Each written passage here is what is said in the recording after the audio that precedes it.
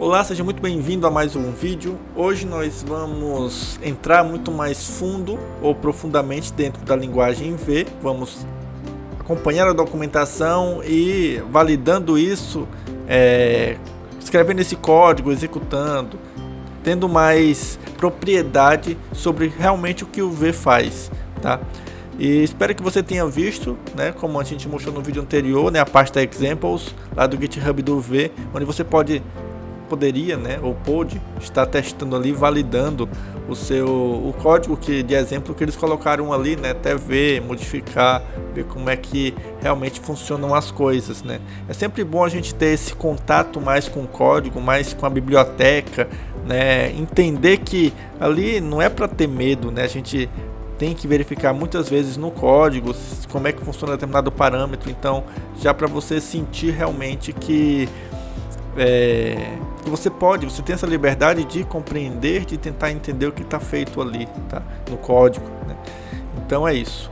Eu vou abrir aqui o site e no site velang.io você tem uma aba Documentation, que é a documentação. Essa documentation aqui nos leva para o GitHub. Eu vou fechar essa tela aqui dos vídeos anteriores, tá? E essa documentação no GitHub, ele realmente fala de tudo que a linguagem tem. Ele é bem poderoso, é feio, né? Assim, a gente não tem uma interface bonita, né, de documentação, mas não precisa, né? A gente só precisa desbloquear nossa mente para enxergar as coisas que a gente precisa ver, tá? Porque às vezes a gente não quer ler, né? Porque só tem texto, não tem figurinha, não sei o que, não é colorido, mas tenta ultrapassar essas limitações para que possa realmente ver o que tem ali de importante, tá? Então, essa introdução aqui foi o que a gente já fez nos vídeos anteriores. Falamos um pouco dessa comparação do V com o Go, né? Influenciada por outras linguagens como o Rust, o Kotlin, o Python. Posso até dizer que tem influência do Zig também aqui nesse V, tá? Nessa linguagem do V. E aí a gente instalou, não utilizamos essa estratégia, a gente foi pela estratégia do ASDF, que é bem mais simples, e depois a gente pôde ver que o V ele se atualiza por um comando simples. Então é uma linguagem que você pode rodar nela mesmo um comando para fazer a atualização dela mesmo, tá? E pronto. E a gente começa no Getting Started. Então esse Getting Started ele mostra alguns comandos do V, como por exemplo o vinit, que eu até ia começar com esse vinit nos vídeos anteriores, mas eu resolvi deixar para esse momento agora, né? O vinit ele inicializa um projeto com alguns arquivos base, tá? Claro, esse vinit aqui ele supõe que você já tem uma pasta lá, então você cria em cima da pasta. Esse vnew é exatamente o que a gente vai utilizar agora nesse projeto aqui, né? Criar uma nova pasta e aí dentro dessa pasta vai ter o nosso projeto Hello World inicial e a gente segue dali, tá bom? Então vamos voltar para o código, para o VS Code já aberto aqui, né? Eu coloquei na mesma pasta aprendendo Go, aprendendo V aqui, tá? E a gente vai criar nesse terminal aqui vnew, vou colocar aqui exemplo 2, tá? Então ele vai criar um novo projeto chamado exemplo 2 e ele pede algumas informações aqui, que é a descrição. Por exemplo, exemplo 2. Muito criativo aqui.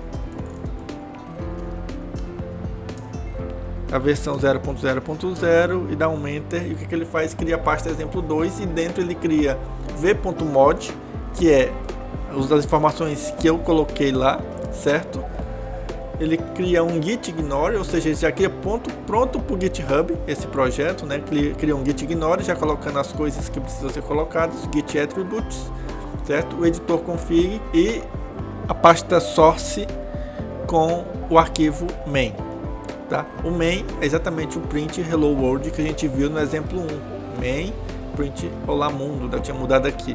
Perceba que eu usei esse comando vnew exemplo 2, criou exemplo 2, mas se a gente quiser apenas aproveitar essa pasta e criar um novo projeto aqui dentro, por exemplo, a gente entra na pasta, ó, exemplo 1, certo? Aqui só tem o meu main, né? Exemplo 1, e eu venho aqui vinit, e aí eu coloco o exemplo 1 E aqui eu boto a mesma versão e pronto. O que aconteceu? Ele criou todos os arquivos que tem no exemplo 2, ó, menos a pasta, né, source, porque ele aproveitou como é que estava o meu projeto ou a estrutura do meu projeto anterior. Então perceba a diferença entre o vinit, ele inicializa um projeto V a partir de uma pasta já existente, com um código lá dentro, e o vnew, ele cria nova pasta, um novo projeto, com tudo, né, com source, e aqui a gente só faz isso aqui, ó, source, e bota o main aqui dentro, e só isso, né? Basicamente a gente simplesmente executa aqui vrun ponto, e aí ele busca no nosso projeto a pasta source e o arquivo que tem o main, né? Ou seja, que tem o módulo main e tem a função main, né? Que é o nosso entry point, tá? Nosso entry point do nosso projeto, né? Então ele busca dentro do source ou fora dele, tá? Então é basicamente isso aqui, essas duas instruções. Essa terceira instrução aqui é o Web Framework, que a gente não vai utilizar agora. Vou deixar aqui um tempinho, tá? Num vídeo que a gente falar do Web Framework dentro do V, a gente vai com esse comando e cria um novo Web Framework, tá bom? Mas agora a gente vai ver aqui, ó, na tabela de conteúdos do V. O que o V tem de coisas, né, de estrutura de linguagem, de sintaxe, né? Então a gente vê aqui, ó, um monte de informação, né? A gente vai passar por cada uma delas para compreender a fundo o que cada uma faz e como a gente pode tirar o melhor proveito disso, tá? Então, partindo aqui para o começo, claro, se você clica no link, ele segue para o mesmo arquivo, tá? Ele não vai abrir um arquivo novo, é um arquivo gigante, tá? Que a gente tem muita informação aqui. Então, Hello World é aquele main, aquele entry point que a gente fez ali, tá? Então, tá muito claro. Vou fechar o exemplo 1 e vou abrir o exemplo 2. Pronto. Sair daqui também. Exemplo 2. Muito bem. Vou dar um clear aqui e um vrun. Beleza. E aí eu executo o Hello World, que é exatamente este exemplo, né? Então, simplesmente assim, tá? E um detalhe interessante é que se eu quiser compilar esse projeto para se tornar um executável, ou seja, aqui eu estou executando vrun ponto. O que acontece? Ele compila o projeto, cria um executável, executa, deleta o executável. Ele usa essas 4 etapas, né? Compila o projeto, cria o executável, executa, deleta o executável. Então ele está fazendo isso. Mas eu quero manter o executável, então eu vou simplesmente dar um v build, ou o build não precisa, né? V ponto. E aí ele vai gerar o meu executável exemplo 2, né? Ele é um binário. Se você tentar abrir aqui com o editor de texto, você vai ver que ele é um binário. Ele é um executável, tá?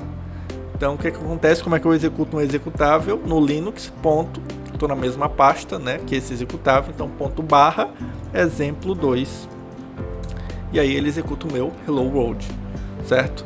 Então simplesmente assim, v ponto, ele cria o executável, vrun ponto, ele executa sem manter o executável aqui, tá bom? Então simples assim. Deixa eu dar um clear aqui para limpar. Não, pronto. Voltamos lá.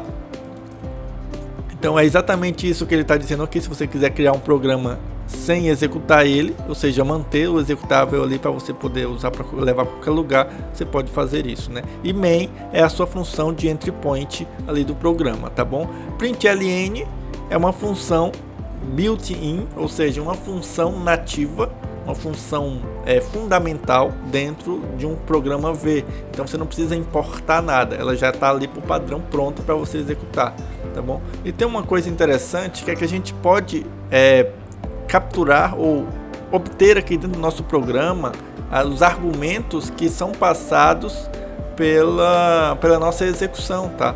Por exemplo, não sei se vocês já utilizaram, mas o curl é um programa que ele baixa ele acessa um site, né? Por exemplo, eu vou usar aqui o google.com.br. Então o curl ele faz um download do site e mostra na tela, que é o HTML no caso, tá? Claro, isso aqui ele vai dar um 301, né? Mas você vê que esse google.com.br é o argumento da função curl. Então, o que acontece? Eu também quero que a minha aplicação ela possa receber esses argumentos, né? Por exemplo, eu até deletei, né? Vou colocar aqui v ponto, ele fazer o build do exemplo 2. Eu queria que exemplo 2 não recebesse um argumento e pudesse imprimir ele, tipo, eu quero imprimir hello world, certo? E aí esse hello world realmente vir para cá, ou olá mundo. E esse olá mundo vir para cá, sabe? Obter a informação através do argumento, né? É claro que esse argumento não tá tão certo, né? Porque eu precisaria botar um aspas aqui, tá? Deixa eu dar um aspas aqui, ó. Só para vocês entenderem. Pronto, agora tá certo. Porque esse espaço aqui faz com que esse seja argumento e esse aqui seja outro argumento, tá? Então, vamos ver aqui, na prática. Então, na prática ele está dizendo o quê? Que eu posso fazer isso através dessa informação aqui. Eu posso passar um parâmetro ou um argumento, né, através dos dois traços aqui, né, que é o tradicional de CLI que a gente está acostumado, né? Vamos ver isso na prática, né? Vamos voltar aqui para a documentação. O que ele diz? Ele diz que a gente precisa importar essa biblioteca OS, e aí esse OS ele traz para a gente todos os argumentos que são passados como parâmetro da nossa execução da aplicação, tá? Então vou importar aqui, ó, import OS, e esse OS ele traz os argumentos. Como é que ele traz os argumentos? Ele disse que é assim. Vamos lá, os.args. Então só basta fazer isso, os argumentos já estão aqui. Vamos ver isso na prática.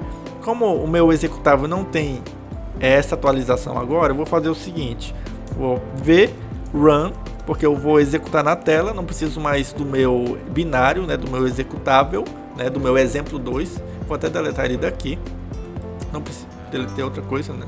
Deletar ele daqui, não preciso dele, e eu vou executar direto na tela sem precisar manter o executável, tá? E aí, como no exemplo aqui, eu uso esse tipo de traço, o nome do meu parâmetro, e aí eu boto o valor do meu parâmetro. Ele está dizendo isso. Mas vamos seguir, né? Depois a gente incrementa alguma coisa. Eu vou botar o parâmetro texto, e vou botar aqui olá mundo. Ops, acho que eu errei aqui. Olá mundo. Muito bem. O que acontece? Ele mostrou o OS args, ele é o que? Ele é uma lista de elementos, né, de string. Então o primeiro string aqui é o meu path, que é o caminho onde está sendo executado o meu executável. O segundo elemento é o parâmetro e o terceiro é o lamundo. Então podemos perceber que não necessariamente precisamos disso, uma vez que a gente já obtém o argumento, né, o que a gente quer dentro da lista. Então vamos fazer diferente. Vamos tirar o texto e botar somente o parâmetro lamundo. Olha só, aqui tem uma lista, né? O primeiro é o path, e aí o segundo vai ser o argumento ou a sequência de argumentos separados por espaço que a gente colocou ali na nossa aplicação, tá bom? Então é separados por espaço. Então eu vou botar aqui 1, 2, 3, 4. Vamos ver o que acontece. Ó, tudo se torna string separados por espaço. Perfeito. Então o que acontece é que eu quero que o meu olá mundo, entre aspas, olá mundo, ele seja um argumento. Percebam o seguinte, ele está desconsiderando as aspas, porque as aspas têm o papel de juntar num argumento só, certo? É meio óbvio, mas é interessante observar esse detalhe. Então, ele é o segundo elemento da lista. Como é que a gente faz isso? A gente vai passar por isso, tá? Mas como eu quero imprimir somente o olá mundo, eu vou pegar o segundo elemento da lista. Uma lista, né, ou um array, ele começa aqui com 0. O primeiro elemento dele é o 0. Então eu vou colocar aqui os args e vou colocar 0. E nem preciso colocar uma variável, eu vou colocar direto aqui, os args 0. 0 é o primeiro, é o path. Então eu vou botar o 1, que é o segundo olá mundo. Vamos ver o que acontece. Vamos fazer uma execução. Opa, olá mundo, perfeito. Realmente entregou o que a gente estava querendo, certo? A questão é que se a gente não colocar nada, o que vai acontecer? Vai dar um erro e vai quebrar, porque a gente simplesmente está dizendo que tem que ter alguma coisa aqui, tá?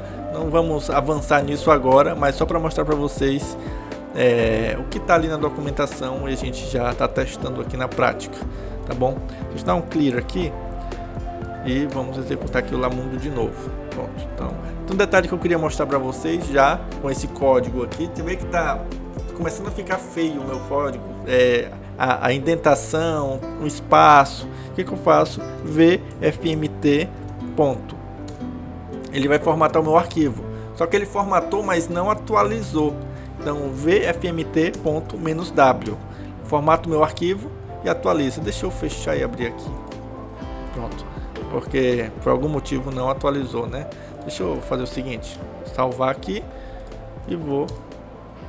Ele não tá repercutindo imediatamente na minha visualização aqui, por algum motivo do VS Code, mas ele está atualizando, tá vendo?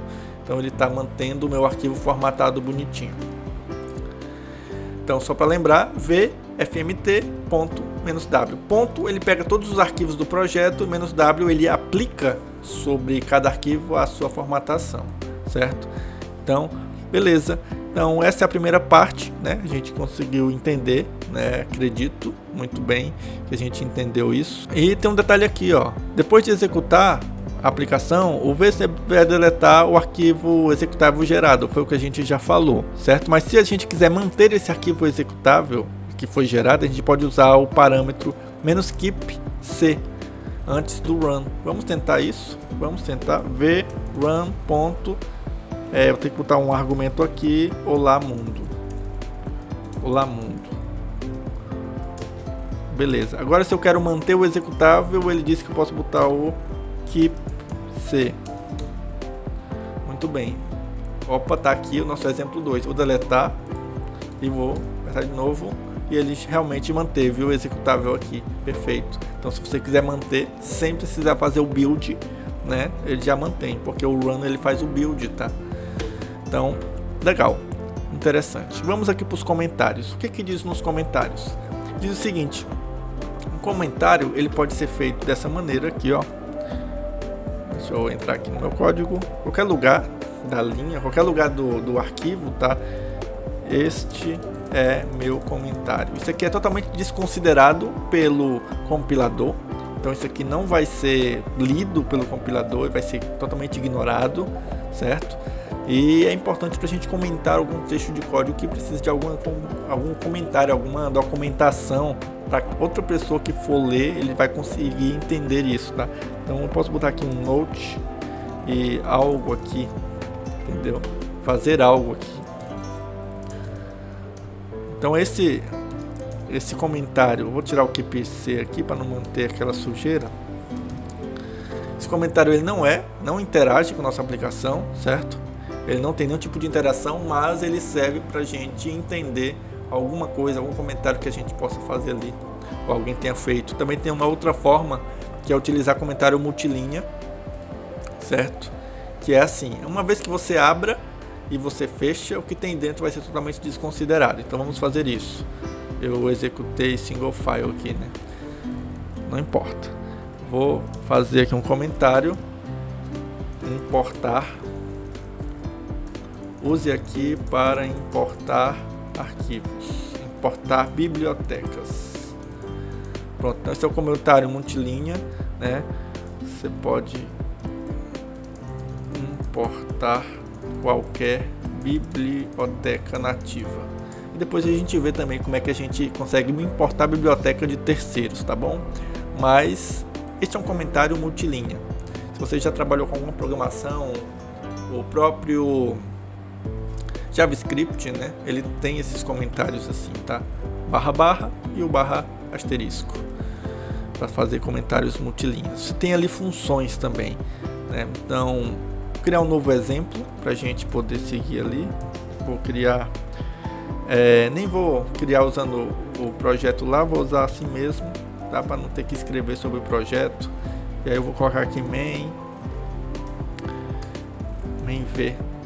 E aí módulo e main, obrigatório. Você tem ali, o que ele está dizendo naquele documento ali? Ele está dizendo que funções, elas são feitas desta maneira. seja, função tem parâmetros.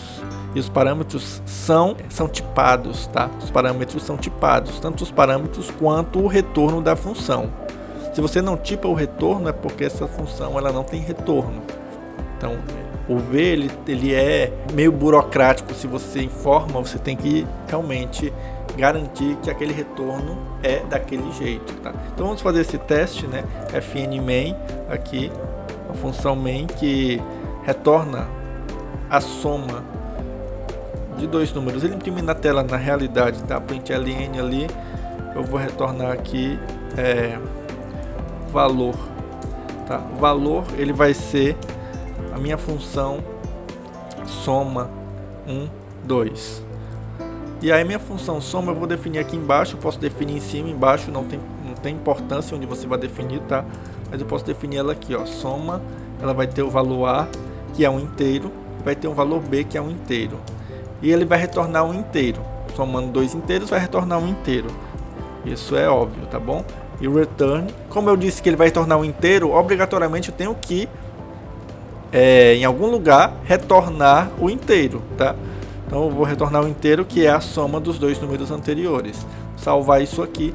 Então perceba que automaticamente o meu valor ele já sabe que é um inteiro, porque a minha função soma retorna um inteiro.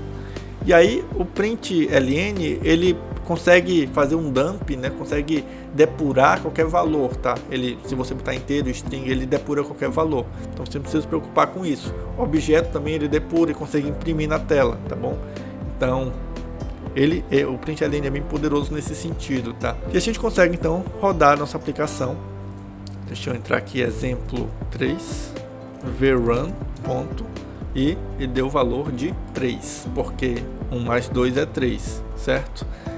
E basicamente a gente tem ali uma função, né? Aqui ele tem esse poder, né, de chamar, ele usar a função como argumento. Tem algumas linguagens que você tem que colocar esse valor de retorno dentro de uma variável para depois colocar ali na função.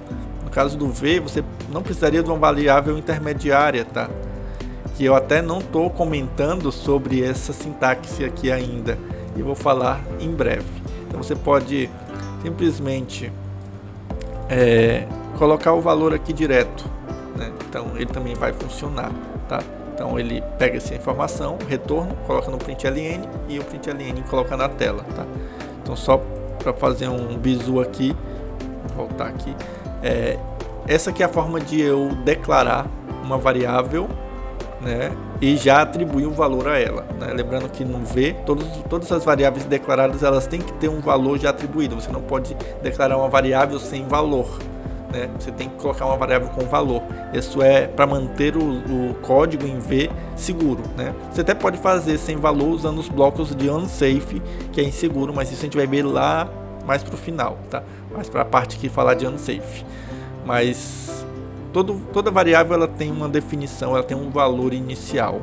Nessa parte aqui a gente simplesmente vai ver aquilo que eu já disse, né? As funções podem ser declaradas antes do main ou depois da main, não tem problema, certo? Sobre isso. Por exemplo, se eu declarasse aqui a minha função fn soma antes da main, ela vai continuar funcionando do mesmo jeito, tá? A ordem não vai importar, porque ele consegue perceber do código todo, tá? Então você não tem esse problema. Você pode declarar em cima, declarar embaixo. O importante é que tem que declarar, né? Senão vai dar um erro. Vou comentar aqui, ó. E simplesmente o meu linter aqui, o meu VLS já percebeu que não existe essa função. Mas se eu tentar compilar aqui, o que acontece é que ele vai dar uma sequência de erros, né? Dizendo que a função soma não existe. E aí tá dizendo que